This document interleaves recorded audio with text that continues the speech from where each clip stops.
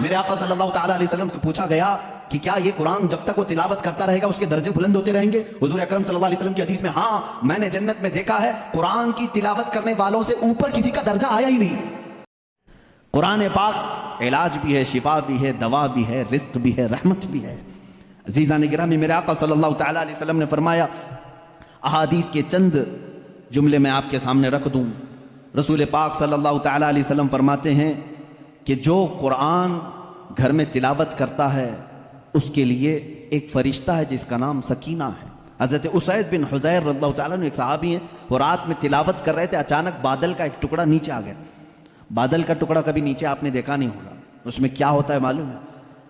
جیسے فریج کھولنے کے بعد بہت تیز شبنم جیسی ٹھنڈک رہتی ہے، اس طرح بادلوں کو کچھ جمی ہوئے پانی اور برف جیسی چیزیں گھیری ہوئی رہتی، ایک ٹکڑا ان کے اوپر آ گیا۔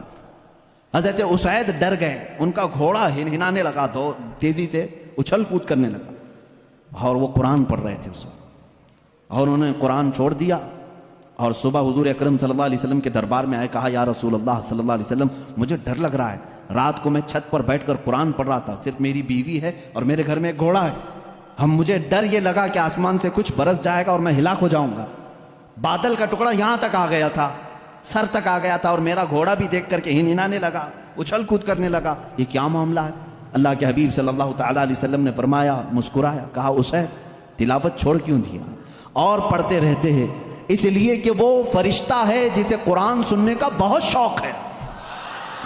جب بھی کوئی قرآن تلاوت کرتا ہے تو آسمانوں سے اتر آتا ہے، یہاں تک کہ میرے آقا صلی اللہ علیہ وسلم نے فرمایا فجر کی نماز میں آؤ، اپنے منہ صاف کر کے آؤ، اپنے منہ کی بدبو نکال کر کے آؤ۔ پوچھا کیوں؟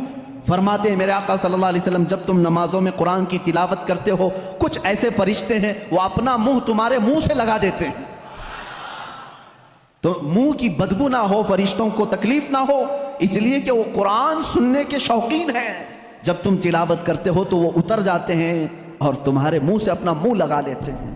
قرآن کی یہ برکت ہے میرے عزیزوں، دوسری کتابوں کے لیے کہیں ایسی فضیلت نہیں ملتی۔ یہ تو میں دائرہ اسلام میں موجود میرے آقا صلی اللہ تعالیٰ علیہ وسلم کی بتائی ہوئی حدیثیں آپ کو پہلے بتا رہا ہوں، میں پھر دنیاوی معاملات میں بھی آؤں گا کہ قرآن کہاں کہاں ہماری رہنمائی کرتا ہے۔ پہلے تو ہم اپنے دائرے میں دیکھیں، ہم چھوڑے ہوئے ہیں نا اس کو۔ اقبال نے کہا تھا وہ زمانے میں معزز تھے مسلمان ہو کر، آج تم خار ہوئے ہو تاریک قرآن ہو کر، آج تم خار ہوئے ہو تاریک قرآن ہو کر، قرآن چھوڑ کر کے ہی ذلیل ہوئے ہیں، باقی اور کوئی وجہ نہیں ہے۔ اللہ تبارک و تعالیٰ نے جو مقدس چیز تمہارے لیے اتاری پچھلی امتوں کو کبھی یہ چیز نہیں ملی، قرآن جیسی برکت کسی امت کو نہیں ملی جو امت مصطفیٰ صلی اللہ علیہ وسلم کو ملی۔ تورات آئی ہے، انجیل آئی ہے، زبور آئی ہے، سب کو معلوم ہے نا، آسمانی کتابیں آئی۔ جاؤ اے مسلمانوں ڈھونڈ کر کے لاؤ تورات کا ایک نسخہ جو موسیٰ علیہ السلام پر اترا تھا، ڈھونڈ کر کے لے آؤ انجیل کا ایک نسخہ کہ جو عیسیٰ علیہ السلام پر اترا تھا، زبور کا ایک نسخہ لے کر کے آؤ۔ آج وہ کتابیں ناپید ہیں، اور اگر ہیں تو اس میں اختلاف۔ خود عیسائیوں کے ہاں 4 قسم کی انجیلیں پائی جاتی ہیں، یہودیوں کے ہاں تورات اولڈ ٹیسٹمنٹ میں یونان والوں کا الگ، فلاں جگہ کا الگ، جرمنی کے الگ، UK کے الگ، امریکہ کے الگ۔ جا کر کے دیکھو گے تو ان کے نسخوں میں الگ الگ تبدیلیاں ہیں۔ زبور نام کی جو کتاب تھی داؤد علیہ السلام پر، وہ کہاں ہے؟ اس کی کتنی آیتیں غائب، کسی کو نہیں پتا۔ لیکن دنیا میں اگر خالد ہمیشہ رہنے والی کوئی کتاب ہے تو قرآن مقدس ہے۔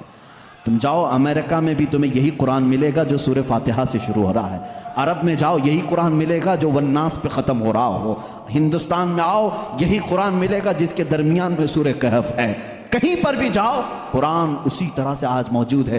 تمہیں ڈرنے کی ضرورت ہے مسلمانوں، قرآن کہیں ضائع نہیں ہوگا، کہیں ضائع نہیں ہوگا۔ آج کچھ لوگ یہ سوچتے ہیں کہ قرآن کو ہم مٹا دیں گے، خاک مٹا دیں گے، خاک مٹا دیں گے۔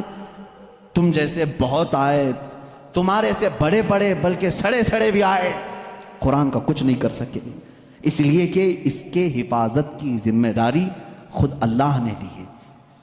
قرآن میں خود فرماتا ہے اِنَّا نَحْنُ نَزَّلْنَا الذِّكْرَ وَإِنَّا لَهُ لَحَافِظُونَ، ہم نے ہی قرآن کو اتارا ہے اور ہم ہی اس کی حفاظت کرنے والے ہیں۔ اب اللہ کے ذمے میں ہے، اسی لیے قرآن کی حفاظت کا ذمہ امت کو نہیں دیا گیا، ورنہ یہی حال ہوتا جیسے پہلے کی امتوں نے کیا۔ عیسائی علماء کیا کرتے تھے؟ امیروں کے لیے الگ آیتیں بتاتے تھے، غریبوں کو الگ آیتیں بتاتے تھے، پیسہ لیتے تھے، آیتیں بدل دیتے تھے۔ اگر امت کے حوالے یہ قرآن بھی چھوڑ دیا جاتا تو دنیا دار زر خرید مولوی وہ قرآن کو بھی بیچ دیتے ہیں، حکومت کو راضی کرنے کے لیے آیتیں بدل دیتے ہیں، لیکن اللہ نے امت کے حوالے نہیں رکھا، خود اپنے حفظ و امان میں رکھا ہے۔ قرآن کو کوئی بدل نہیں سکتا، لا تبدیل لکلمات اللہ، رب تعالیٰ خود فرما رہا ہے اللہ کے ایک کلمے میں بھی تبدیلی نہیں۔ خوف کس بات کا تمہیں؟ اس کی قرآن کی اتنی حفاظت کی گئی ہے کہ اس کے سارے الفاظ گن کے رکھ لیے گئے ہیں، ایک لفظ بھی اگر کم ہو گیا تو پتہ چل جائے گا یہ قرآن نہیں ہے۔ الفاظ تو دور کی بات ہے میرے عزیزو، اس کی صورتیں محفوظ ہیں، 114 صورتیں ہیں، اس میں ایک کم بھی نہیں ہوگی، زیادہ بھی نہیں ہوگی۔ ہم یہ سب محفوظ ہیں، جو عالم ہوگا، جو حافظ ہوگا، کروڑوں کی تعداد میں علماء بھی ہیں، وہ سب کو معلوم ہے، یعنی قرآن کی یہ باتیں جاننے والے علماء کی بات کر رہا ہوں، سب کو معلوم ہے کہ قرآن میں 114 صورتیں ہیں، 540 رکوع ہیں۔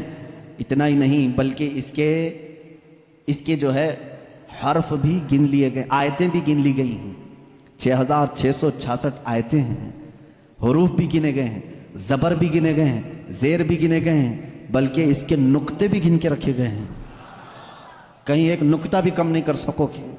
اس قرآن کی اتنی جو حفاظت ہے، آج میں آپ کو بتاؤں، کبھی کسی نان مسلم کے پاس جاؤ اور اگر وہ تم سے یہ سوال کرے تو مسلمان ہے، اسلام ہی سچا دھرم ہے، کیا تمہارے پاس پروف ہے اس چیز کا؟ تم کیا کہو گے؟ حضور صلی اللہ تعالیٰ علیہ وسلم کے معجزے سناؤ؟ انکار کرے گا۔ میرے آقا صلی اللہ تعالیٰ علیہ وسلم نے چاند کے 2 ٹکڑے فرمائے، سورج کو پلٹا دیا، بہت سارے معجزے ہیں، وہ کہے گا میں نہیں مانتا ان چیزوں، وہ اس زمانے میں تھے، میں کہاں دیکھا ہوں۔ اگر تم اس کے سامنے اسلام کی عظیم فتوحات کو دکھاؤ گے، وہ کہے گا میں نہیں مانتا، یہ سب کہانیاں ہوں گی، ہمارے بھی بھگوانوں کے ذکر اس طرح سے کیے گئے ہیں، اسی طرح کی باتیں ہمارے پاس بھی موجود ہیں، ہر کوئی کہے گا۔ تمہارے پاس اگر اپنے حق ہونے کی کوئی علامت آج بھی موجود ہے تو صرف قرآن پاک ہے۔ اسے کہو میرے سچے مذہب پر اور اچھے مذہب پر قائم ہونے کی سب سے بڑی دلیل، سب سے بڑا پروف قرآن ہے، لا کر کے دکھاؤ اس طرح کی کوئی دوسری کتاب کسی کے پاس ہو۔ کم سے کم 1400 سال سے جو محفوظ چلی آ رہی ہے دنیا میں، کسی لیبارٹری میں بھی، کسی لائبریری میں بھی اتنی پرانی کوئی کتاب آج محفوظ موجود ہے ہی نہیں۔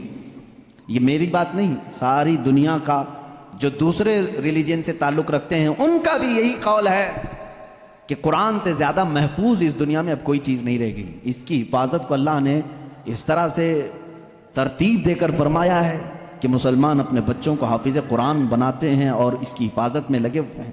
اللہ تعالیٰ نے سینوں کو چنا ہوا ہے اس قرآن کی حفاظت کے لیے۔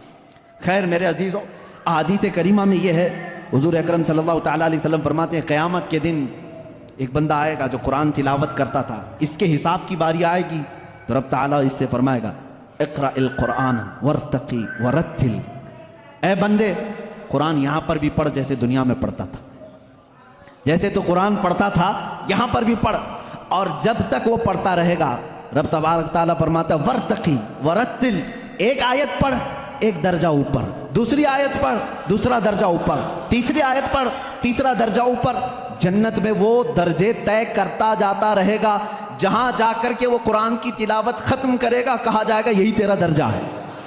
میرے آقا صلی اللہ تعالیٰ علیہ وسلم سے پوچھا گیا کہ کیا یہ قرآن جب تک وہ تلاوت کرتا رہے گا اس کے درجے بلند ہوتے رہیں گے؟ حضور اکرم صلی اللہ علیہ وسلم کی حدیث میں ہاں میں نے جنت میں دیکھا ہے قرآن کی تلاوت کرنے والوں سے اوپر کسی کا درجہ آیا ہی نہیں، کیونکہ یہ تلاوت کرتے کرتے، کیونکہ جو کچھ بھی جنت حاصل کرنے کا آپشن ہے نا وہ دنیا میں ہی تو ہے۔ تم اتنی نمازیں پڑھو تو یہ جنت ہے، اتنے روزے رکھو تو یہ جنت کا دروازہ تمہارے لیے، حج کرو تو یہ جنت کا دروازہ تمہارے لیے، سارے آپشن جنت حاصل کرنے کے دنیا میں ہیں۔ یہ دارالعمل ہے، مرنے کے بعد عمل ختم ہو جائے گا، لیکن قیامت میں صرف ایک عمل ہے جس کو پھر رب تعالیٰ ریپیٹ کروائے گا۔ وہاں نہیں کہا جائے گا نماز پھر سے پڑھ کے دکھا، حج کر کے دکھا، روزہ رکھ کے دکھا، ختم ہو گئے اعمال، لیکن قرآن پڑھنے والے کو کہا جائے گا اب بھی چاہتا ہے تو پڑھ اور اوپر چل جا، اور بڑھتا جا تو جس کو قرآن آتا ہوگا وہ پڑھتا جائے گا اور درجے طے کرتا جائے گا۔ یہ فضیلت میرے آقا صلی اللہ تعالیٰ علیہ وسلم نے سنائی، اور یہ جو حدیثیں میں ذکر کر رہا ہوں متفق علیہ اور صحیح احادیث آپ کے سامنے ذکر کر رہا ہوں۔ یہاں تک کہ حضور اکرم صلی اللہ تعالیٰ علیہ وسلم کی ایک حدیث ہے، قیامت کے دن وہ بچے جنہوں نے قرآن کو اپنے سینے میں رکھا تھا وہ بلائے جائیں گے، اللہ کا کلام یاد کیا، تو جب وہ آئیں گے تو رب تبارک و تعالیٰ ان بچوں کو بعد میں فرمائے گا ان کے والدین کے سر پر پہلے تاج رکھا جائے۔ البس والداہ تاجن یوم القیامت، رسول کریم صلی اللہ علیہ وسلم فرماتے ہیں قیامت کے دن ایسا تاج پہنایا جائے گا جس سے سورج کی روشنی بھی پھیکی پڑے۔ اہل محشر پوچھیں گے یہ کیا نبی ہیں، یہ صدیق ہیں، یہ کون ہیں؟ تو فرشتے کہیں گے نہ یہ نبی ہیں، نہ صدیق ہیں، نہ شہداء ہیں، بلکہ صرف ایک حافظ قرآن کے ماں باپ ہیں، صرف ایک حافظ قرآن کے ماں باپ ہیں۔ جب ماں باپ کو تاج پہنایا جا رہا ہے تو جس کے سینے میں قرآن تھا اس کو کیا کیا جائے گا؟ رب تعالیٰ اس کے لیے فرماتا ہے، میرے آقا صلی اللہ علیہ وسلم نے فرمایا اس حافظ قرآن کو بلایا جائے گا اور اس سے کہا جائے گا ایسے 10 لوگ تیرے خاندان کے جن پر دوزخ میں جانا واجب ہو گیا، ان کا ہاتھ پکڑ، صرف اس کی برکت سے میں ان کی جہنم کی سزا کو معاف کر کے تیرے ساتھ جنت عطا کروں گا۔ اس کی سفارش قبول کی جائے گی۔ لیکن یاد رکھیں میرے عزیزو، حافظ قرآن کی آیات پر عمل کرتا ہو، اس کا ادب بھی کریں، احترام بھی کریں۔ آج زمانے میں حفاظ قرآن کے ساتھ بہت ہی برے سلوک دیکھنے کو ملتے ہیں۔ یاد رکھنا قیامت کے دن وہ اس عذاب میں مبتلا ہوں گے جو قرآن کی بے حرمتی کرنے والے کا عذاب ہوگا، کیونکہ وہ حافظ قرآن کی بے ادبی کرتے ہیں۔ ہمارے بزرگان دین جو سلف صالحین ہیں، میں نے پڑھا بھی ہے، بزرگان دین کا طریقہ تو یہ ہوتا تھا کہ اگر کوئی حافظ قرآن زمین پر بیٹھا ہے تو وہ کبھی اوپر نہیں بیٹھتے تھے۔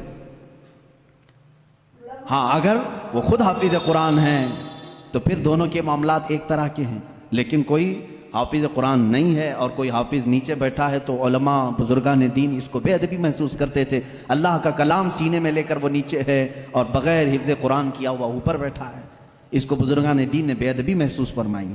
بہرحال قرآن ایک ایسا جامع نظام اللہ تعالیٰ نے تمہیں عطا کیا اور اس کی فضیلتیں میں نے بتائی۔ اور سب سے بڑی بات کیا ہے معلوم ہے؟ قرآن اللہ نے اتارا، آیتیں ساری چیزیں میرے آقا صلی اللہ علیہ وسلم پر اترتی رہیں۔ اس کی پہلی آیت جو اتری اقرا بسم ربک الذی خلق، غار ہرا میں، واقعہ آپ کو معلوم ہوگا۔ میرے آقا صلی اللہ تعالیٰ علیہ وسلم پہاڑ پر ایک غار ہے، آج بھی مکہ کے کنارے غار ہرا اس کو کہتے ہیں، جبل نور، وہاں پر عبادت کے لیے جایا کرتے تھے۔ جبرائیل امین ایک رات آئے اور روایات یہ بتاتی ہیں کہ وہ 17 رمضان المبارک کی رات تھی۔ آ کر کے انہوں نے حضور اکرم صلی اللہ علیہ وسلم سے صرف اتنا کہا اقرا، پڑھو۔ آپ صلی اللہ علیہ وسلم نے فرمایا ما انا بقاری، میں نہیں پڑھنے والا۔ بعض بے وقوف اس کا ترجمہ یوں کرتے ہیں مجھے پڑھنا نہیں آتا۔ حضور اکرم صلی اللہ تعالیٰ علیہ وسلم کو پڑھنا نہیں آتا۔ آپ نے جبرائیل امین نے سینے سے سینہ لگایا اور پھر کہا اقرا، کہا پڑھو۔ میرے آقا صلی اللہ علیہ وسلم نے وہی جواب دیا۔ 4 بار اس طرح سے ہوا، چوتھی مرتبہ جو ہے جبرائیل امین نے صرف اقرا نہیں کہا۔ اقرا کا مطلب کیا ہوتا ہے؟ پڑھ، یا آرڈر ہے، آرڈر پڑھ۔ لیکن جبرائیل امین نے جب یہ کہا اقرا بسم ربک الذی خلق، پڑھ اس رب کے نام سے جس نے پیدا کیا، میرے آقا صلی اللہ علیہ وسلم نے پڑھنا شروع کیا۔ میرے آقا نے مزاج یہ بتایا اپنی امت کو کہ پڑھو وہی جو رب تک تمہیں پہنچا ہے، تعلیم حاصل کرو وہی جو رب کے نام سے شروع ہو یا رب تک تمہیں پہنچائے۔ یہ آیتیں یہاں سے شروع ہوئیں اور آیتیں جو ختم ہوئی ہیں اس میں اختلاف ہے۔ بعض علماء نے لکھا ہے کہ الیوم اکملت لکم دینکم، یہ آخری آیت تھی جو حجۃ الوداع میں میرے آقا صلی اللہ علیہ وسلم جب آخری حج میں تھے نازل ہوئی۔ بعض علماء اور مفسرین نے فرمایا اذا جاء نصر اللہ والفتح، یہ سورہ پڑھتے ہوں گے نا آپ نماز میں، یہ قرآن کی سب سے آخری سورہ نازل ہونے کے اعتبار سے۔ ایک بات ذہن میں رکھ لیں، نازل ہونے کی ترتیب الگ ہے اور پڑھنے کی آج ترتیب الگ ہے۔ قرآن آج جو پڑھا جاتا ہے اس کی ترتیب کیسے ہے؟ سورہ فاتحہ پہلے ہے الحمدللہ، اس کے بعد سورہ بقرہ ہے، اس کے بعد سورہ آل عمران ہے، اس کے بعد سورہ نساء ہے، اس کے بعد سورہ مائدہ ہے، اس کے بعد سورہ انعام ہے، پھر سورہ اعراف ہے۔ اس طرح سے یہ صورتیں چلی اور ختم کہاں پہ ہوئی؟ سورہ والناس، قل اعوذ برب الناس ملک الناس، پڑھتے ہیں نا، یہ آخری سورہ۔ یہ پڑھنے کی ترتیب ہے، لیکن نازل ہونے کی جو ترتیب ہے وہ الگ ہے۔ پہلے آیتیں نازل ہوئی تھی 5۔ یہ باتیں میں کیوں بتا رہا ہوں، یہ لاسٹ میں آپ کو خود سمجھ میں آ جائے گا۔ ذہن میں اتنا رکھ لینا، سب سے پہلے کون سی آیتیں نازل ہوئی؟ اقرا بسم ربک الذی خلق۔ آج بھی جب بچوں کی بسم اللہ خوانی ہم کراتے ہیں تو یہی آیتیں پڑھاتے ہیں بچے کو، سب سے پہلے یہی پڑھاتے ہیں، 5 آیتیں میں پڑھ بھی دیتا ہوں۔ اقرا بسم ربک الذی خلق، خلق الانسان من علق، اقرا وربک الاکرم الذی علم بالقلم، علم الانسان ما لم یعلم۔ یہ 5 آیتیں ہیں جو سب سے پہلے میرے آقا صلی اللہ علیہ وسلم پر نازل ہوئی۔ جبرائیل امین لے کر آتے تھے، حضور اکرم صلی اللہ علیہ وسلم کو سناتے تھے۔ یہ قرآن کی ابتدا ہے اور 23 سال تک نازل ہوتا رہا، 23 ایئرس، 23 سال تک نازل ہوتا رہا۔ آخر میں کون سی آیتیں نازل ہوئی؟